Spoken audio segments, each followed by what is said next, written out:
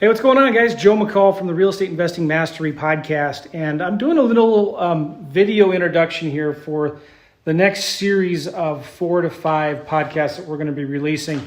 About a month ago, my coaching business partner, Gavin Timms, who's the guy, you can't see that very well, we did this workbook. We did a workshop where this workbook came from, and it was really, really good. It was an all-day workshop. We called it the Virtual Profits Workshop. And on that workshop, all-day Saturday event, we did a lot of teaching. We taught people how to find deals, how to talk to sellers, how to find buyers. We talked about systems and processes, and we walked through case studies of actual deals. It was a really, really good event. And so I said, we've got to release this as a series of podcasts. And so that's what this next 4 or 5 episodes are going to be all about. And so I'm not going to record a new introduction for each of them. We'll just probably replay this same intro to those 4 podcasts. So if you've already heard this before, my apologies. But it was a really good podcast, and you're going to walk through this stuff in this manual. And in fact, what I might do, in fact, I will do this. If you go to realestateinvestingmastery.com, I'm going to have my podcast guy put this, hey, David, what's going on? I want to have my podcast guy, David, put this workbook. It's a 25 page PDF. I'm going to have him put this in the on the website for the episodes. If you go to Real Estate Investing Mastery, that's where all my podcasts are. And that's where you can get show notes and transcriptions, links, and things like that. So I want to encourage you to go get this workbook because it's going to be really helpful for you. We actually use this as our agenda for notes, and so there's a lot of things that are really important points that are kind of like fill in the blank in this workbook. So Gavin and I have been working, there's a better picture of Gavin.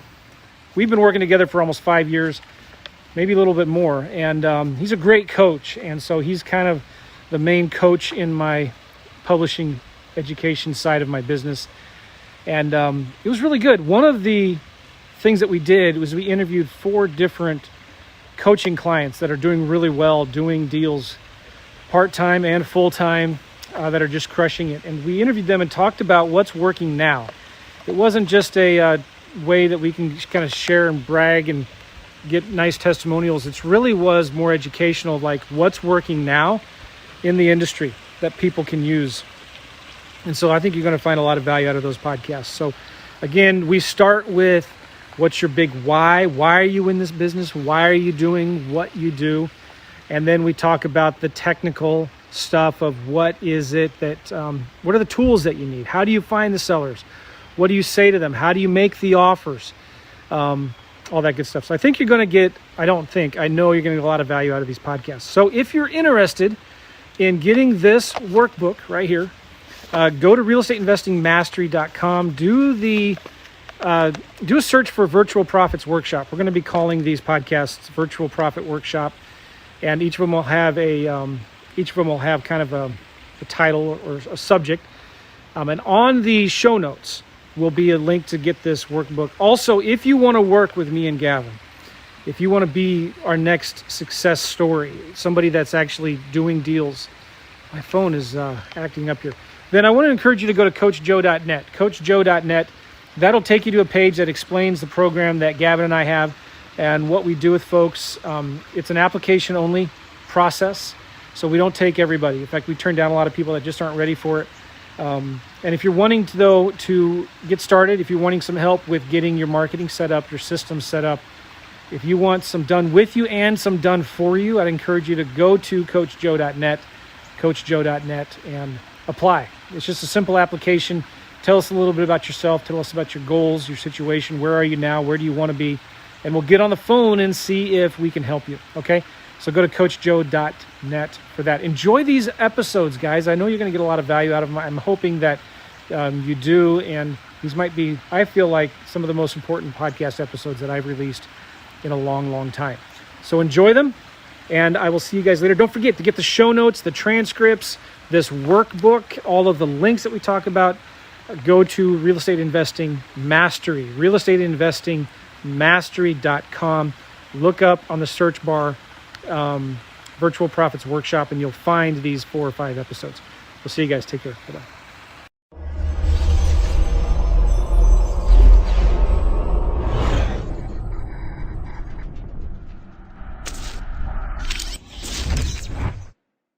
All right, so what is our criteria for partnering on deals? Good question, Judith.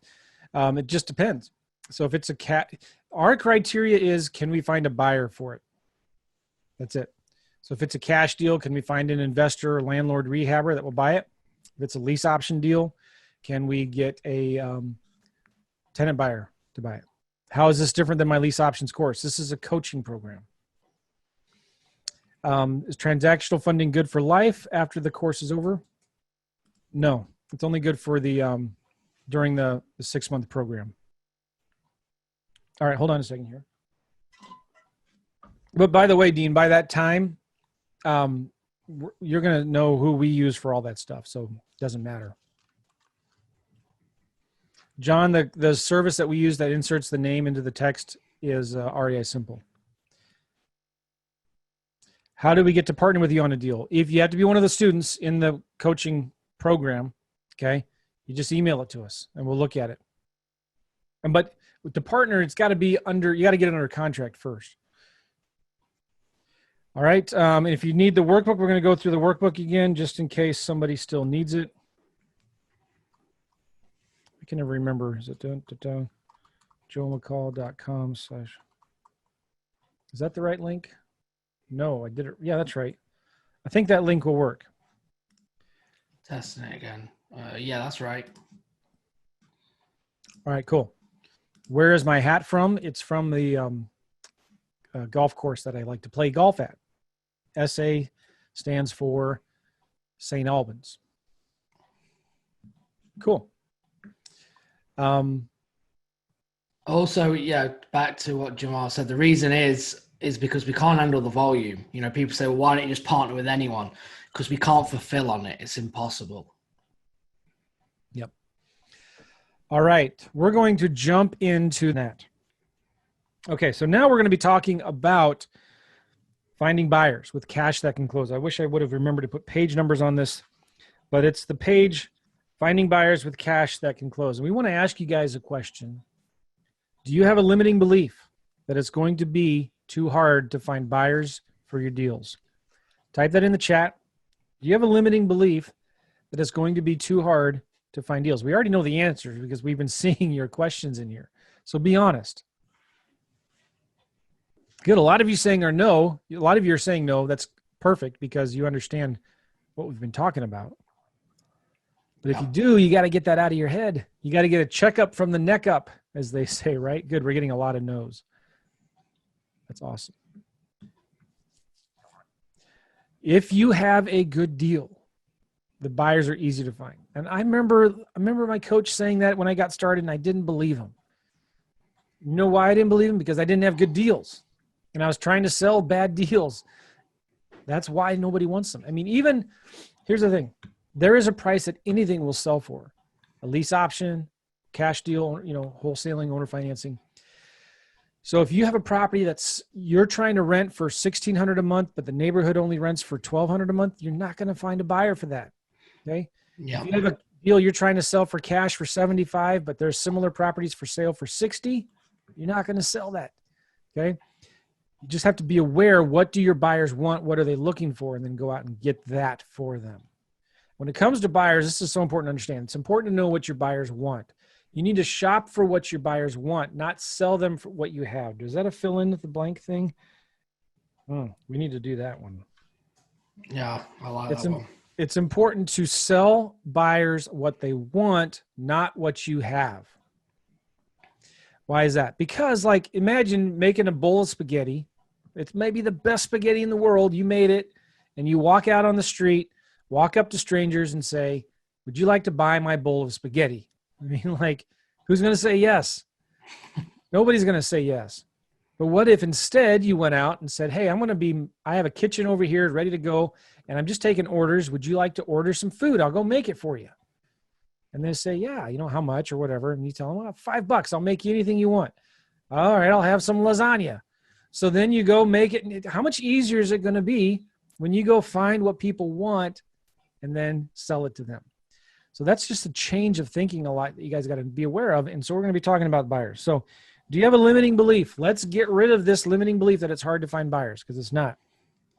What are the two main reasons why you can't sell a deal?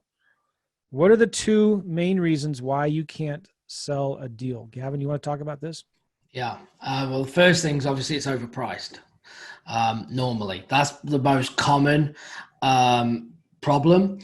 Sometimes also it can be a condition of the property. Certain buyers will only want to put certain amount of money into the property. So for instance, rehabbers, fix and flippers, some will like what we call a lipstick rehab, where they come in and just do like a light rehab, maybe paint, carpet, you know, maybe you do a little update on the bathroom, something pretty simple. And then there's other rehabbers that will literally tear the whole place down and do a full new build, extensions, and stuff like that. So you need to, that's why you never want to count on just one buyer's opinion, right? For us in our markets, it's normally at least 3 buyers all saying the same thing to know if it's overpriced or not, right? So we never go off just one. Or sometimes it's location. The thing is, though, I disagree with that. Sometimes people will say it's location, but there's a buyer for everything, as Joe said. You just need it at the right price. So just because it may be in Alabama, Section 8, it might be worth $5,000, and then your buyers that you normally sell $50,000, $60,000, $80,000, $100,000 homes to are not interested, that doesn't mean that there isn't a buyer there. Because there is. You've just got to search, and we teach this, where you can actually go and look where you've got your property and then look who's bought in that area, literally street by street, and then start approaching them, because they're more likely to buy your deal if they've just purchased one in the last 3-6 months. Yeah, there's a price that every property will sell. In land, when we flip vacant land, there's a saying, there's a pig for every barn, right? For whatever that means, I don't know, but like, yeah. You'll be shocked at the properties that we sell that don't have road access, you know, they're in the middle of nowhere, no electricity. They're in a swamp that's buried underwater. You know, it's like people will still buy that stuff. There's a pig for every barn. And there's 2 reasons. The first reason is it's not a good deal. It's not priced right. It's not priced right. The second reason is you're not marketing it in front of the right people. Okay. You're not marketing the property. You may have the best deal in the world, but if nobody knows about it, how are you going to sell it? So we're going to be talking about this as we go through, but I see that every time, okay? And we get a lot of deals people bring to us and like, I can't find a buyer for it. And we talk to them and say, well, what have you done? And normally it's not enough, okay? And then the other thing is it's just overpriced. So it's really not that complicated. Those are the 2 reasons. It's overpriced, or you're not marketing it. You're not putting it in front of the right people. Yeah. And there's a lot of, we'll talk about where the right people are, but this is why it's so important to find buyers first, okay? Because it's much easier to sell them what they want versus selling them what you have. And don't be afraid of the small towns, because there's still demand for deals in the small towns. Let's talk about various ways to find cash buyers. Gavin, what are some of your favorite ways to find cash buyers? So for me, I like pulling lists and skip tracing it. Again, my marketing channels, I'm very big on you know, going out and actually producing leads, you know, like the cold calling, like the texting, okay, proactive marketing rather than reactive where I'm waiting for the phone to call. So what we do is we pull a list, we create criteria, normally someone that doesn't have a mortgage, okay, that have purchased within the last 3 to 6 to 1 year, depending on how much data. And then we pull the individually owned first, which we can skip trace and cold call to see if they're interested in more buyers. Another great way is actually pull the corporates if you want to do a few more steps. And then you can look up who owns that corporation or that LLC, and then you can skip trace them after that. That's one of my favorites because we get real activity. And that's one way that it costs, but I do like it. Another great way is actually going on Zillow and looking for what's up for rent, because where there's rentals, that means they're probably landlords, there'll be property managers, and there'll be realtors tied in to if you go on to Zillow. What that's going to give you is that it's great to talk to property managers. Why? Because they are a property manager. They run rentals. That means that all the doors that they have, whether it be 10 or 500 doors, they have buyers that might want to buy more property. So property managers are huge, and also realtors as well, because they're interacting with cash buyers. So one realtor might have 10 buyers. So that is a great resource for you. Of working with realtors can be a fast way to build a buyer's list. Very good. And I have a list here. I know you already talked about it. My favorite is calling landlords. Going to Zillow, go Section 8, calling landlords, go section8.com, Zillow, Craigslist, find the ones that are already advertising houses in that area and call them. Call property managers, call local realtors that have represented cash buyers in the past. You can go look to see who are the properties that sold to investors. Call the listing agent of that property that sold to an investor, and call the buyer's agent. You can find those and say, hey, I got a deal here. If you want, you can bring me a buyer. You can add whatever commission you want onto the price. Look up active cash buyers that have purchased in the last 12 months in that area. I have this yellow letter that I love to send to cash buyers. So I have a house in a certain zip code. I pull all the investors that own property, in a mile radius or whatever of that house, and I send them this desperate, motivated buyer yellow letter. And either I hire someone to handwrite them for me, or I'll go to a print company and have them print them out for me. But it's basically something like this: urgent, I need help. I got to sell this property at 123 Main Street. I've had it listed for a while now, and I can't sell it. I need this thing sold today. Please take the drive by it, call me, make me a cash offer right now. The taxes are clear. The title is paid. I need this thing sold today. It doesn't have to be that long, but help me. It's this desperate, urgent, I got to sell this property. And you send it to all the investors who own property in that area.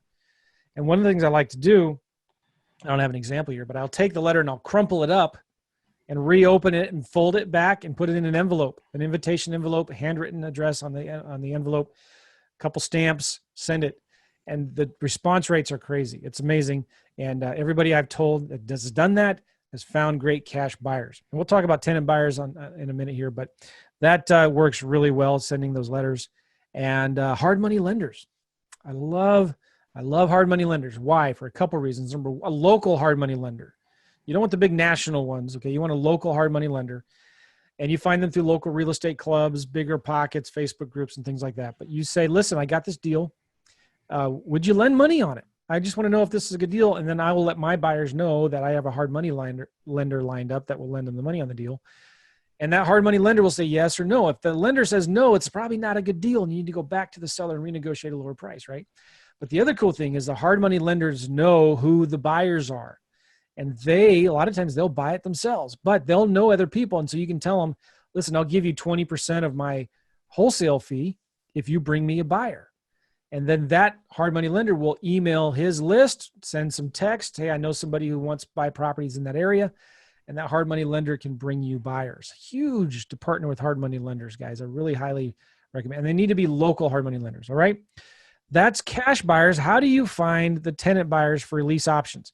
And this would be the same for tenant buyers on a lease option, or a retail buyer on a owner financing deal, et cetera, et cetera. Okay. So let's talk about tenant buyers. How do you find tenant buyers for these properties? Signs, my favorite. They work really, really well. Ugly, yellow, handwritten signs. Sign in the yard if you can. If there's a realtor sign in the yard, you can't do that. But in the neighborhood on the weekends, signs are amazing. Rent to own, 3% moves you in. Phone number. Okay. Yeah. Another sign that I like is for owner financing, especially when you're looking for people with large down payments. Beautiful home to special financing available for well-deserving family with large down payment, something like that. That's too big for a sign. That's worked well in my Craigslist, Facebook Marketplace ads, but something that says like rent to own, 3% moves you in. They know the amount that's needed. Beautiful home, special financing, large down payment, all down payment needed, or something like that. But it just kind of helps with letting people know, hey, this is a beautiful home. Forget about the banks. We will pull the credit, but we're not going to determine, where you're at with your credit. But if you like this house, you got a large enough down payment. So anyway, in my courses, I go through all of the the different signs, but the handwritten signs work the best. Second is Facebook Marketplace. Facebook Marketplace has pretty much replaced Craigslist. Craigslist seems like a big, huge spam trap right now. But Facebook Marketplace works really well when you put properties in there. Facebook groups, like those buy, sell, trade groups, like the garage sale Facebook groups, every city, county, area has them. Join all of them and put your properties in there. Facebook ads work really, really well. And with Facebook ads, I've tested this with a nice, beautiful landscaped property, beautiful landscape lighting, manicured lawn, and a beautiful, gorgeous house, and did that same text with a different image of a little 3-bedroom ranch with brown grass. Okay. Nice house, just brown grass. Got way more clicks and people going to the property that wasn't super nice. So don't think that you have to have a large, a beautiful photo of a beautiful house. That's what you do. So in the course, I give you ads and different things like that you can build. You need a Facebook page. And then finally, Craigslist and Zillow. Craigslist is good. Sometimes Zillow is hard to get your property on there if it's already been on there before. But if you're doing a lease option or owner financing and you do actually own the house, you can claim ownership of the house in a certain sense, or be the property manager of the house and get it on Zillow. Obviously, Zillow is the best place to put properties. I recommend doing mainly for rent ads. Okay, do it for rent if you had to choose between for sale by owner and for rent. Cool. And then the other final thing I'll say is a lot of times I recommend you find a realtor or a leasing agent to help you find tenant buyers for your house. All right. So, and Cheryl asked, how do I find tenant buyers if I'm out of state? The same way, everything I just told you there. And if you're doing these virtual in a lot of other states, you can hire local realtors to find tenant buyers for you. Cool. All right. What are some of your biggest takeaways on that? What are some of your biggest takeaways on that? Write that down in the chat.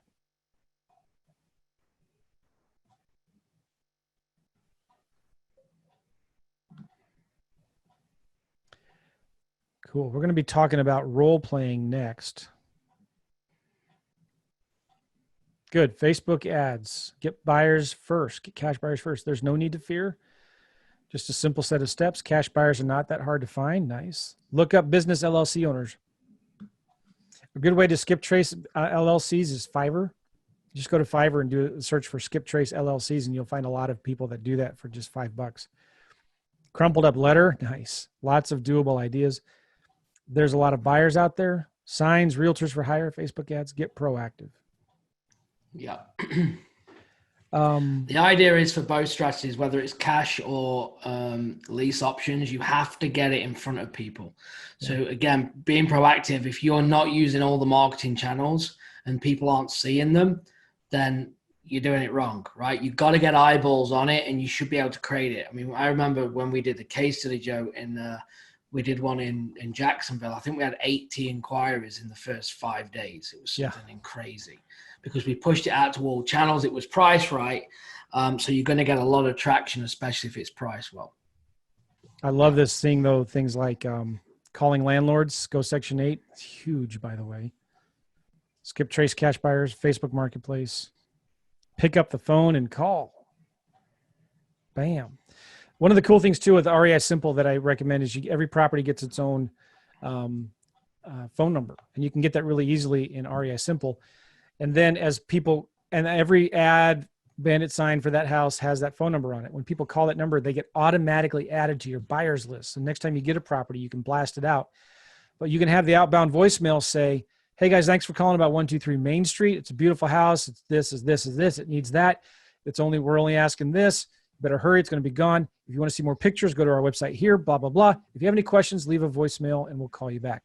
So they leave a voicemail, but very few people actually do leave a voicemail. But the cool thing is the system, REI Simple, can send them a text back immediately. It says, hey, thanks for calling about our property at 123 Main Street. Did you have any questions? Or here, click this link to go see pictures of it and stuff. And it's a great way for you to communicate with people. A lot of people don't want to talk to anybody. They just want but if you can text them back and forth and send them pictures and all of that stuff, it's huge, huge, huge, huge. All right. All right, cool.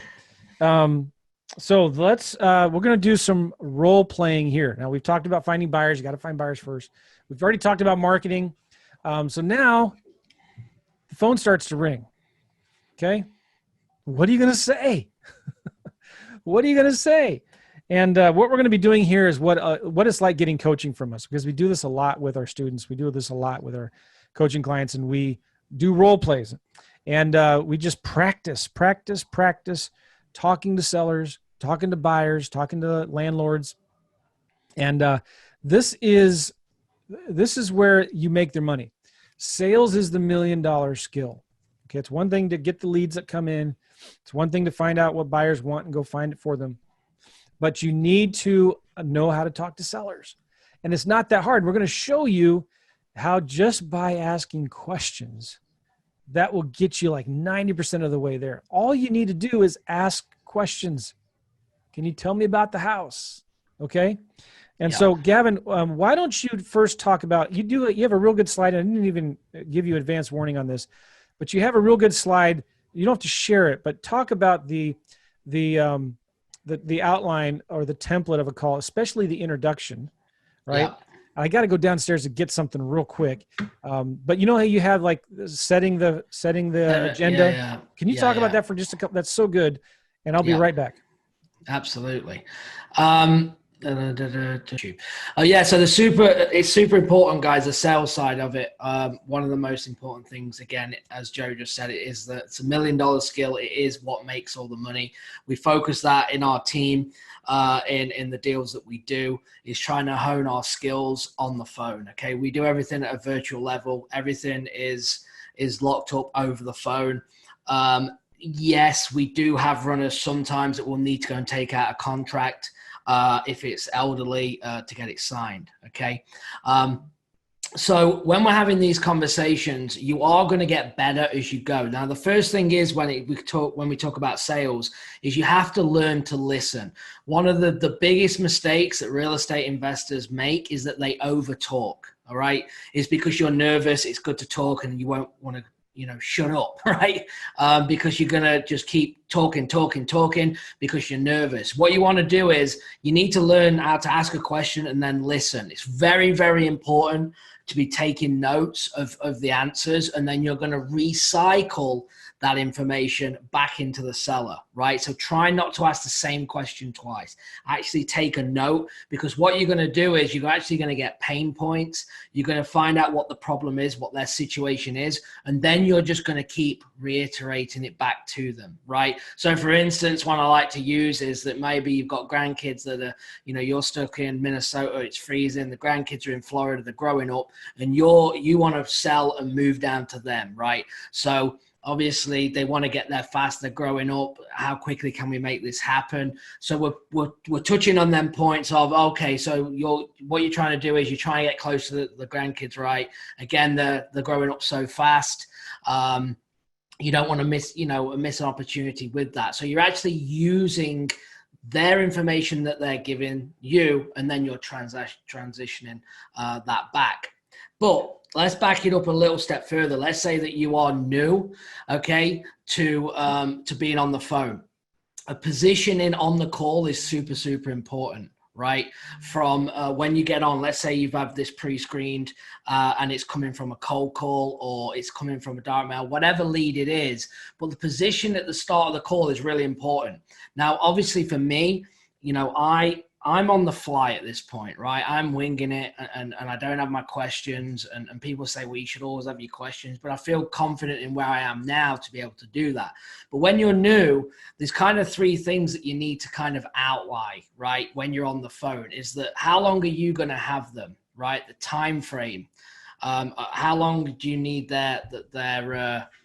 them for? What are the things that you need out of the call? And then what is the outcome? What are you going to do next? Okay. So for instance, it might be, hey, Joe, I know you spoke to Dave yesterday, which is your VA, Dave yesterday about your property. Have you got a few minutes just to talk while I ask you a few questions? So I just need a few minutes to talk. Okay. And I'm going to ask you a few questions. That's why I'm here. Okay. And then Dave, once I've got this information, I'm going to make you an offer. I'm going to go away. I'm going to look at the numbers and I'm going to come back and make you an offer. How does that sound? So the outcome of this, what I'm asking is I'm gathering information. I'm going to take it away and we're going to go back and then I'm going to come back to you and make the offer. And Joe, if this is something that while we're talking that you're not really interested in, just let me know. It's no problem. No problem at all. Just let me know and we can get off the phone. Not a big deal. So you're giving them then permission to say no. This is really good. John Martinez, master at this. You should check him out as well. So that's how it would go. Hey, Joe, you spoke to David. Have you got a few minutes to ask you a few more questions so I can best prepare an offer for you? That's what I'm trying to do. Oh, yeah, now's a good time. I did speak to him. And look, once we get off the phone, I'm going to come back, make you an offer. But if this doesn't work at any stage through the conversation, just let me know. And, we can get off the phone. So what that is that you're just positioning that you're not here to sell. You're not here to pitch, right? No one wants the pitch. So positioning like that is going to calm the seller down, right? And then now you can ask your questions. He knows you need him for a few minutes. You're going to ask questions that's going to best allow you, okay, to gather that information to make the offer. Now, if you're new, you have the question. So Dave spoke to you yesterday, Joe. What's the situation? Why are you even interested in selling this rental? Let him speak. Listen, gather the information. We're going to use that back with him again later. Okay, no, that makes sense. Now I understand, you're getting older now. And did you say this was the last rental? Oh yeah, this was the last, this is my last one. Also, are you an investor? Did you have a lot? So now what I'm trying to find out is what level they're at. Like what's the conversation am I going to be having? Are they a savvy investor or not? That's kind of what I would be doing at this stage. Okay. And then you just go in order of your conversations. So I know we've got some great information. This is a 3-1. I know you've got a renter in there for about 6 years, $1,000 a month. Question we didn't ask you, how old's the roof? Oh, the roof's 18 years old. Okay, so probably needs a new roof. Is that right? Oh yeah, it does. Is there an AC? You can ask these questions, whatever it is. Now I might want to up this and go into a bit more detail in trying to get actually, a price. So, okay, great. I mean, is there a price in mind that you're looking at selling this? And then you might get well, you called me. What offer are you going to make? You might get that. Now, I understand. No, I definitely want to make you an offer, but you must have a price in mind, right? I mean, what's the lowest you would take? I'm going to have one more go at it, right? And if he says, well, I don't know, I've not really looked, and let's say that happened, then I might go, let's say this house is worth $230, right? It needs some work. It's old. I might say, so what would you say to me? I need to look at this, but let's say 100,000. I mean, am I even close at that? Like, what do you think? And I'm trying to get him. So I've gone way under. Maybe I need to be at 140 or whatever for this deal to work. But because I'm trying to get him to buy and him go, oh no, absolutely not. I'm not going to pay 100,000. That's way too low. Oh no, I'm just trying to get a gauge. I'm interacting, being personable. Okay. So, and here's one of my favorite moves. All right. So, okay. 100,000, Joe, I know you're not going to accept that, but let me ask you a question. How close are we? And now I'm going to try and get him to give me the number. I had to go in 3 different ways, okay, to try and get this number. And this might be enough for him to say, well, I need at least 170. At least I have a starting point that I've been able to get. Okay, so that's how I would do it. How close are we? I would also say, so, okay, now let's say it's the price is a sticking point, right? We're a little far off. So now I'm going to go down to the time frame. Okay, so I might say, okay, Joe, so all right, you want 170. How quickly are you looking at making this happen? So is this and they'll go, well, what do you mean? Or he'll say, well, I'd like to do it tomorrow. Okay, so time, you want to act on this real quick. Let's say you're not interested in probably renting it for a year or 2 to me and then selling it. He's saying that wouldn't work. So what's happening in this now is I'm moving into I'm touching base in the sandwich lease or an assignment lease option, right? So I'm just putting in the lease option in a subtle way to say, oh no, I really need to sell really quick, okay? And what I'm actually gaining here, guys, you need to write these 4 things down. I don't know if they're in the book. Number 1, okay, is the motivation, okay? of the seller, right? Situation motivation is number one. Number two is the price. Number three is the time frame, the timeline. Number four is the condition. Okay, that is what I'm actually trying to get throughout this conversation. So how quickly do we want to happen? Okay, so we have a price that's high, but we have something that needs to happen tomorrow. Okay, so we need to work on that. Now I need to figure out what's more important to the seller. Okay, is it the time frame or is it the price? Because he can't have both. He just doesn't know he can't have both yet. And then the condition. Okay, so it looks like, as you said, remember listening. 5 years that he's had a renter in there. He hasn't had a roof for 18 years. And I'm making this up, but I'm remembering what he's told me. So, Joe, what's the condition like? I know you said about the roof's not been changed for 18 years. Like, how have you been inside the property? Oh, no, I haven't been inside for 5 years. So you don't actually know what condition we're looking at. Is that right? Oh, no, I don't actually know. Okay. You don't have any recent pictures? No, I don't. Okay. So, well, the condition is going to be a major factor in terms of my offer. I mean, this house is 1,500 square foot. I mean, how much do you think would be needed in repairs? Can I get a repair estimate from him? So when I'm gathering this information, I already know what he needs and where to best position that offer. So like we talked about earlier, is it cash? Is it sandwich lease option? By gaining these four things, I know where I need to be and what I need to offer. Okay. And if this call ended, I've gone into depth here for you as an example, but let's say that he wanted to get me off the phone real quick, wasn't really chatty. I might just send him all three offers. But if not, and I sense I might be inexperienced based on the scenario that I've given you, what I might do is say, well, Joe, I'm just going to ask you a question. So you want the price of 170 and you want to do it tomorrow. Is that right? Is that kind of the main thing here? And he might say, well, yeah, it is. Just say, look, I'm just going to be honest with you, Joe. You know, we can close. I'm not tomorrow, but we can close pretty quickly, but I've got to come down that price. I don't want to waste your time. Or if you're willing to wait, then I can probably get you towards that price. If you're willing to, I mean, what's more important to you, Joe? And again, feedback, and then recycle. That's what this is all about as you get better.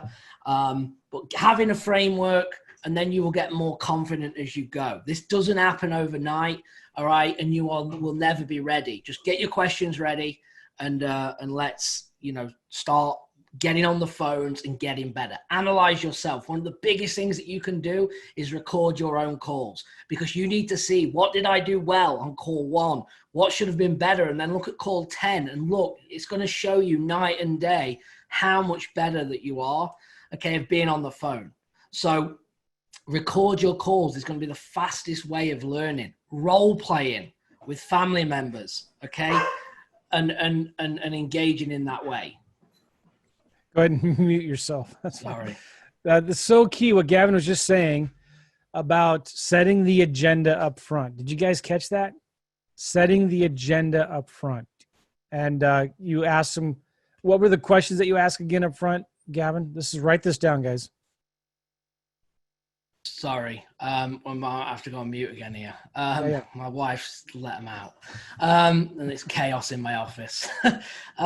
So yeah, the thing is the time frame, right? Time frame, the agenda, and the outcome. Outcome are the three, and then give him permission to say no, right? If this isn't for you, because that's just going to calm it down. I'm not here to sell you. Again, I'm very big on analyzing the person coming at me, and I need to bring them down a level before we can engage. And by agreeing, the biggest thing you can do is just agree. Oh, you're another investor. You're going to lowball me. I'm sick of you guys calling me. Joe, honestly, there is nothing worse than people calling you lowballing. I'm with you. I know this is, and he's going to go, Joe, I'm with you. I'm 100%. I agree with you. Soon as we agree, he can only shout for so long before he goes, oh, you agree? So what are you going to offer then? Well, actually, I'm looking to maybe rent something and give you some more money. But if this isn't going to work, Joe, it's not a big deal. And I'm trying to bring the level down, okay? And obviously have a conversation with him. Christopher has a good comment here. Be the reluctant buyer. 100%. So important. You're not chasing them. Remember we talked about, you're not the deal creator, you're a deal finder. You're just getting the seller to talk. Hey, can you mind if I ask you some questions about this house? So I want to talk about what to say to lease options, for lease option deals in particular. I'm actually going to share my screen here and show you my script. And I have 2 scripts, and I'm going to share them with you. And Priscilla, you make a good point here. Yes, you want to build rapport. And when you build the rapport, it shouldn't, let me see. You guys see my script here? Just want to make sure. We good? All right. This is a part of my script that I like to use, and it's real simple. It's about, but you do build rapport. And in my course, in the lease options course, and we talk about this in all of the courses really, you just asking questions about the house. And the less research you do up front on the property, the better. So you're not going to like spend a bunch of time on Zillow and looking at Google Maps and Street View before you get to look at the house. But this is what I kind of like to say when it comes to lease options. Hey, my name is Joe. I'm calling about that property you have on Zillow. I was wondering if you were interested in maybe selling it as a lease purchase. That's a good way, right to the point. You know, sometimes I take it where it's a little slower. It's like, hey, you know, I saw this beautiful house you had on Zillow. It looks really nice. Do you mind if I ask you a few questions? Is it still available? All right, cool. Have you thought about maybe doing a lease purchase on it? Well, if they say maybe, tell me more. Now, this is an angle that you can take. This is an alternate script that I use. But it says, yeah, you know, I own a property management company, and you do if you're an investor. You manage properties, maybe your own, okay? Or you do them in as a lease option. But we specialize in lease purchasing. And the situation that we have right now is that we have more tenant buyers than we do properties to offer to them. So we're looking for additional nice properties in good areas. That's the reason I'm calling today. You're looking for nice homes in nice areas. How does that work? Well, we're looking for some nice properties that we can lease on a long-term basis for our clients. This is a sandwich lease option script, okay? There's no charge for any of this. We get paid from our buyers. We don't charge you any management fees like traditional property managers. We make the rent payments directly to you. We collect the rent from the tenants. You don't have to worry about collecting rent ever again. We guarantee the rents even if the property becomes vacant. We're responsible for all the minor maintenance and repairs, and this frees you up from the typical landlord headaches. We're not realtors. When your property sells, you don't have to pay any commissions. We'll also pay the closing costs. Now, I don't want to make this to sound like this is the first thing you say to them, because it sounds like I'm spewing out all of this stuff.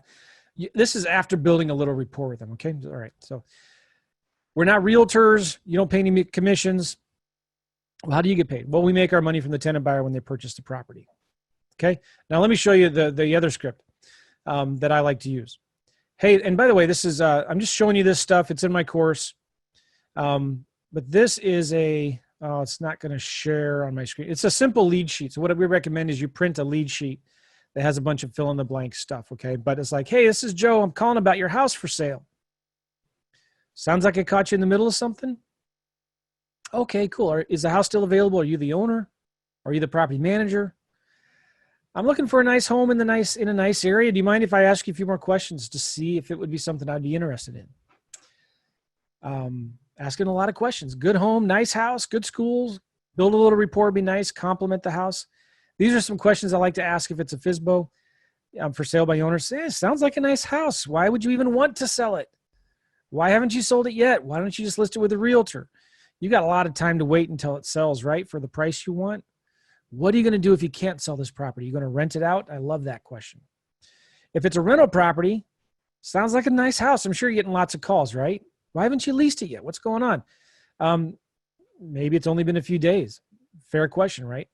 Well, you know, this may not work for you, and you're probably getting tons of calls on this property, but I'm looking for some more property to buy in the area. You wouldn't maybe consider selling your house, would you? You wouldn't be open to maybe leasing it for a couple of years and then selling it, would you? I'm using negative phrasing there. Now, when it comes time to talking about lease purchasing, I say, you know, I'm an investor. I don't know if this will work for me, but what if I could lease your property for a year or two and then buy it? That wouldn't work for you, would it? What if I could lease your property for a few years, take care of the maintenance, repairs, vacancies, and then buy the house without charging any commissions? What would you want to do then? So I'm just asking questions. Before I would go out and I'd vomit and just give this huge, long 15-minute presentation about how awesome lease options are. And I stopped doing that. I'm just asking questions instead. Yeah. Okay. So these whole conversations shouldn't take more than 3 to 5 minutes. Okay. Let me move this thing up here so I can see what I'm doing. All right.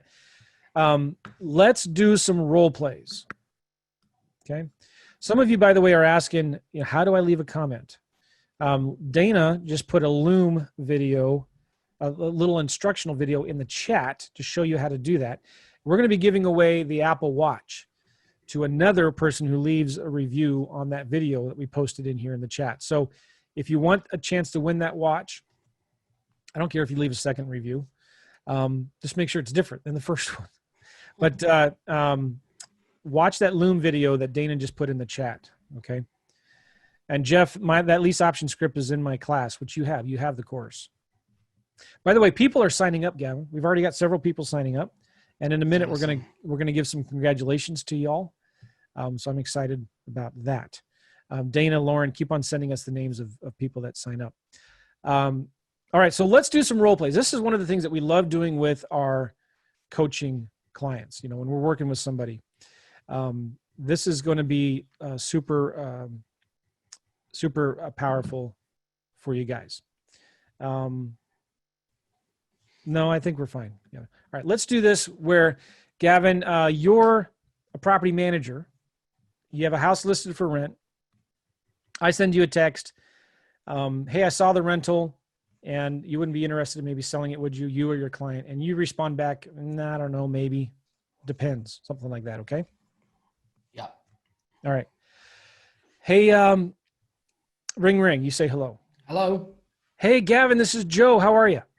Yeah, good, Joe. How are you? Excellent. I'm that guy who was just texting you about that really nice house you have there. Oh, Zillow. yeah. Okay. How you doing? Excellent. You're the property manager, right? I am. Yeah, I am. It looks like a real nice house. You're probably getting tons of calls on it, right? Yeah, we've had a lot. We've had a lot of interest, actually. Is it still available? It is. Yeah. Nice. Okay. Do you know the owners very well? I'm sure. Are they investors? They own a bunch of properties. Yeah, they've got a couple of doors, and I think you said, was it you that said you're interested in buying it? Maybe. Yeah, that's why I was reaching out to see if they maybe had any interest in selling it. He did mention it at one point, but I'm not 100%. Like if they're still interested, but he did talk about maybe selling this one off. Does he have other properties he also wants to sell, maybe, or just this one? No, he's got one more. This and two total. Okay, nice. Do you have any idea about what he's looking for? Or? I don't. I mean, we're asking $1,500 in rent right now, but I don't know. Like I said, I just got your text and you caught me off guard, so I don't know. What do you want to pay? Well, I appreciate you just taking the time. I just want to ask you a few more questions about the house. And by the way, I am a licensed agent with Keller Williams, but I'm not looking for any listings. I'm not even representing myself. So if you can bring me deals, I'm looking to buy more deals in the area. You can represent me and get both sides of the commissions. Okay. That's something you're interested in, but I'm looking for deals, and that's why I'm calling. I want to buy some more properties in the area. And so is this one in particular on Main Street here, is it in pretty good shape? Yeah, it's in good shape. We've had it up for about 60 days, and we did a paint and a carpet actually. Yeah, it's in really good condition. And what about how old is the house? Do you know? Yeah, it's probably 1980. Okay. It's built. And you know when the last time like the kitchen was updated or anything like that? I don't. I mean, it's not new by any means, but it's nice enough to live in as a rental. And so how long has the owner owned it? Good question. I mean, we've been working with him for about 3 years, but I don't know how long he's had it. Okay. Do you have any idea what he'd want for it or what he might consider? What would be a fair offer? I don't know. No. What do you want to pay for it? I don't know yet. I've not seen the house. Do you want to come and see it? Well, I'll tell you what I can do is I can do a little research here, just look in the area. I just was looking for potential deals that I can make offers on. But if this guy doesn't work out, do you have any other buyers or any other landlords that might have some properties they want to sell too? Not right now that come to mind. No. Okay. Well, let me do some research. I'll look in this property, maybe come up with a range or something like that. I can get back to you.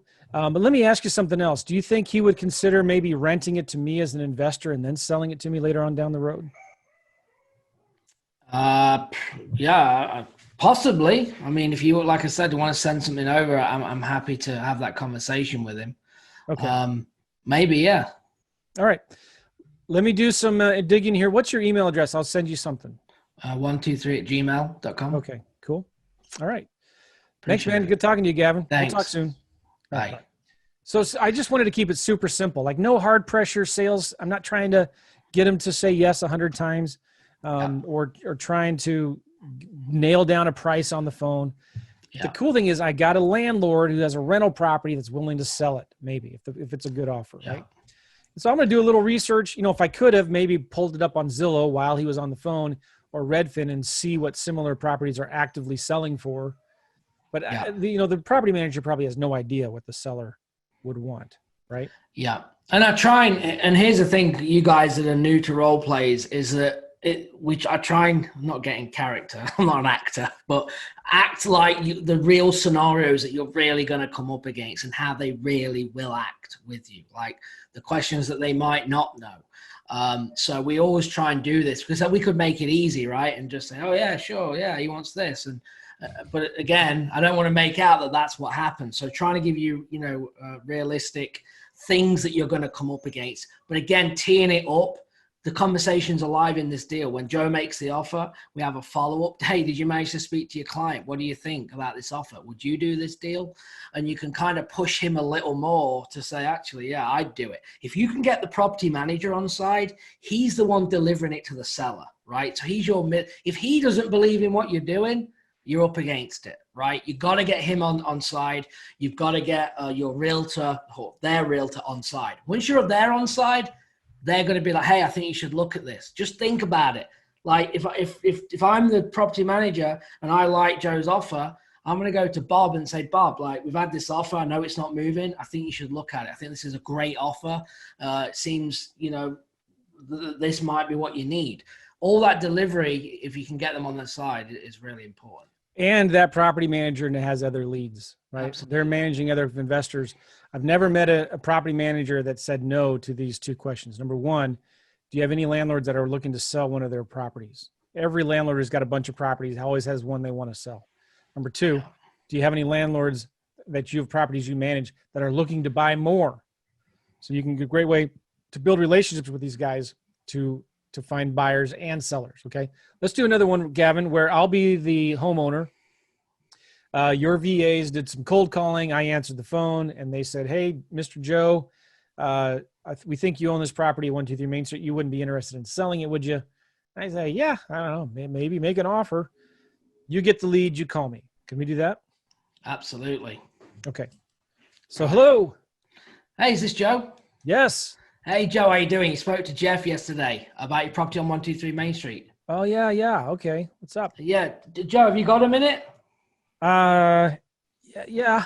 Joe, I just need a minute. I've got a few more questions to ask. I'm a local investor, and I'm looking to buy another property in your area. I know you expressed interest in selling.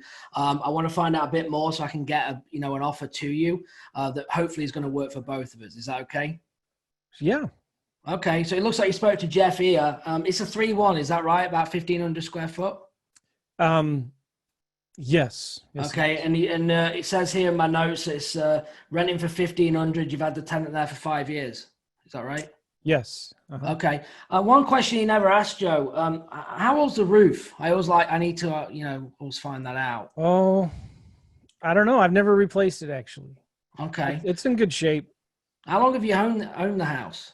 About 20 years. Okay. Oh, nice. Okay. So you think it might be due a new roof, would you say? Yeah, probably. Okay. What about the AC? Have you had, does it have an AC unit? I replaced that about 5 years ago. It's good. Okay. That's good. Okay. I'm just curious, Joe. Like I said, I'm looking to buy another house in the area, but why are you even interested in selling this?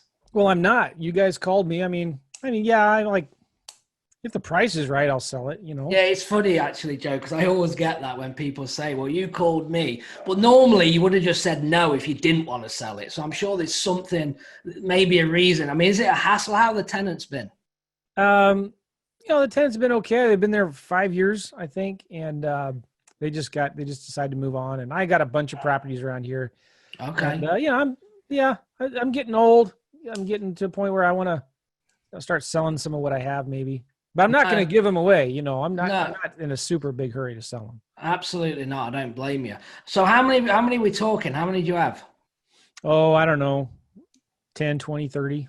Oh, wow. Okay. And how many are vacant? No, I do. We keep a pretty tight ship. I only have a few that are vacant at any one time. Okay. Do you have any? I mean, like I said, I'm interested on this one on 123 Main Street. But do you have any that you'd rather sell first? I'm just curious. Yeah, you know, I got one across the street down the block that What's the address on that? 123 Main Street. Okay, awesome. Off role play, I would now go and get details on that. I don't want to waste the time. Okay, great. So I've got the new details on this one. Joe, let me ask you a question. Obviously, this one's vacant. I understand, the problems that you've had. What price would you sell this for? Oh, I don't know. You know, I was looking at Zillow the other day. Zillow, it's worth about 120. I'd probably sell it for somewhere around there, maybe. Okay, so you're looking for retail, is that right?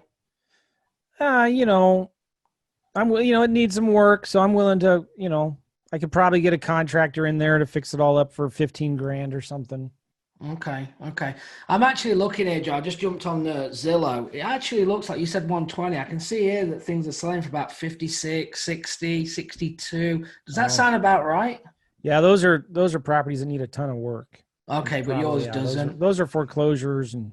Oh, okay. So what would you say to me? Obviously I've not seen this, but what would you say if I offered you 60? What would you say to that? No, I know what you're trying to do here, but 60 and I'd never do it. I'd never give it to 60. No? Okay. But if you find a deal like that, give it to me. I'd love to buy it. Yeah. Oh, so you're looking at more deals? Sure. Well, we can come on to that, but let's talk about this one you want to sell. How close to 60 can we get? Oh man, I don't know. Why don't you just make an offer, send it to me. I'll take a look at it. All right. Okay. Well, look, this is what I want to do, Joe. Okay. Okay. As soon as we take care of this one, okay, because I think we can make you an offer. I think we can make this work. Okay. I'm then interested in buying your other ones. Is that all right? Sure. Yeah. Okay. So as you want to offload them, I'll be ready to pick them up. How does that sound? Yeah. Okay. And just so you know, I'm going to try and make it simple. You know, we don't want to go back and forth. We can make it work. It's got to be a win-win. I understand you're in the business. I'm not here to waste your time. Okay. Yeah. Thank you. All right. So look, I'm going to go away, do this. I'm actually going to give you a call back. I'll send the offer, but I do want to get back on the phone and have a conversation. Is that all right? Sure. Yeah. Mm-hmm. Okay. What about tomorrow at 10 a.m.? That'll work. Yeah. Okay. I didn't ask, Joe, are you the full decision maker? Is there anyone else that you need to consult with on this? Yeah. My wife, I'm it. My wife died 20 years ago. Oh, I'm sorry to hear that. Okay. Pay your respects. And then, okay. 10 o'clock tomorrow, then we'll get back on the phone. How's that sound? All right. Sounds excellent. Good. Appreciate it. Very Have good. a good day. Thank you. Yeah. All right. Good job. Just asking questions, right? Yeah. Not high pressure. How long was that conversation? 3-4 minutes? 5 minutes max? Yeah. The other thing is as well, when this is a real situation that comes in and he doesn't want to sell one, but he has more. And then I'm like, which one do you want to sell? Yeah. I'd rather go where the motivation is. That's what I'm trying to do. I'm trying to shoot from, we'll come back to this one, but, oh, you got one down the street? Okay, let's talk about that one. How can we make that one work? So that's how we'd position that. Yeah. Excellent. All right, let's do another one. Let's just be a lease option. Okay. And Gavin, I sent a letter to you. You had a property listed for rent on Zillow. You got my letter and you called and left a message and I'm calling you back. This is a nice house, suburban area, 200 grand. Okay. What was your letter? Was it a rent to or just a? It was listed for rent for, 1,800. Okay. You used to live in it. This is a real common nicer rental property that's listed for rent. You used to live in it. Okay. And you got my letter. And so you say hello. Okay. Hello. Yeah. Hi, Gavin. I got your voicemail just a little bit ago about your property at 123 Main Street. How are you? Okay. Who's this? Joe. Am I calling at a bad time, by the way? No. No. Now's good. Okay, cool. Yeah, you got my letter apparently about your property there at 123 Main Street or something. Oh yeah, I remember. Is that, Yeah. yeah. Okay. Nice. And so I sent you the letter asking if you would be interested in selling it. I think, what was it? Were you renting this house out or something like that? How did I find this property? I don't even remember. I'm sorry. I've been talking to so many people. I'm a little embarrassed. Yeah, this is a rental. I don't have a renter in there right now. Okay. Okay. And where's this at again? What's the address? 123 Main Street. Okay, cool. One, two, yeah. All right. Yeah, I'm looking at it right here on Zillow. I see that. No, it's a nice house. Really Yeah. nice house. And so you've been trying to rent it now. Why are you renting it? Well, we used to live in it, and I turned it into a rental, and it's we had a tenant in for a year, and then we're just going to rent it again. We owe too much money to sell it, unfortunately. So I just got to rent it out. So how long ago did you move out? Well, we had it rented. I moved out probably about a year and a half ago. It rented for a year, and now it's vacant again. Okay. Well, it looks like a real nice house. I'm surprised. I'm surprised you weren't able to sell it. What do you think happened? It's a great house. I just can't list it. I'd love to sell it. Okay. But I can't. I owe too much money. So we're just going to rent it until we can get more equity. All right. Well, the pictures look really nice. I mean, is there any work that needs to be done to the house? Is it in good shape? Yeah, pictures are up to date. Have you seen the pictures? Yeah, I'm looking at some of them here. Okay. But the kitchen, like, it looks like, it's original kitchen that came with the house. Yeah, it is. It is. Okay. So I got your letter about you buying and renting, and I didn't know what it was all about. So I called. Yeah. And I thought, see what we could do. I'm just looking for some more investment properties in the area, and I'm thinking about. I like this area. I'm very familiar with it. My kids play sports over there in that park that's by that area. But do you have any idea what you would need to sell it for? What price? Not really. I think about 200,000. Okay. And we owe about 187. 187. Yeah. Okay. And what do you think the property's worth in those areas? What are they selling for right now? I think it's worth 200,000, but I can't list it with a realtor and pay commissions because I don't have the money to bring to the table. So that's why I'm trying to rent it now. You wouldn't consider maybe just leasing it to me for a little while and then selling it later on down the road, would you? How would that work? So you want to move in? No, this is an investment property. So it's real simple. Oh.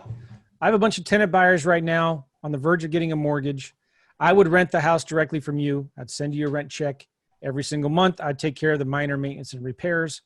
And then I would buy the house from you when my tenant buyer is ready to buy it. But that, it probably wouldn't work for you, right? I mean, you could handle this probably yourself, managing it and things like that. You wouldn't be interested in me managing it and taking care of the vacancies and stuff like that, would you? I mean, maybe. Is this something you can set? How do I pay you though? I can't be paying you. Well, I get paid from the tenant buyers. Oh. I get paid from the tenant. I mean, I could pay you cash for the property, but like you said, you don't have enough equity in it. And but one of the ways I buy properties is I will lease it from you for a little while and then buy it from you later on down the road. And during that time, I'll take care of it. Let me ask you another question here. What is you owe about 180 something? What is your monthly mortgage payment, if you don't mind me asking? The payment it's about $1,250 a month. Okay, and what was it renting for before? We were renting 18. Okay. All right. Yeah. Well, so we make some money. We make good. a bit of money, but ideally I just want to sell it. But as I said, I can't right now. But you're not in a hurry to sell it, right? I mean, you could, if we even couldn't put a deal together today, you'd be fine renting it out for another few years. Yeah. I mean, if that's what I have to do. Yeah. I mean, that's what I do. Is this a now thing for you or a later thing for you? Well, it depends what you can offer me. Okay. You know, Yeah, fair enough. Well, it looks like a nice house. It's a beautiful neighborhood. it is. Okay, so let's do this. Let me look at some numbers, sharpen my pencil a little bit. I can see your pictures here. I can see it on Google Maps. And I will put together a little offer and send it to you. And can we schedule a time to talk later today or tomorrow morning? Sure, that's good. Tonight at 6, will that work? Yeah, that's fine. Good. And if you don't mind me asking, are you married? Does your wife need to be part of the conversation here when you're looking at my offer, or what? Oh, yes. She needs to be present.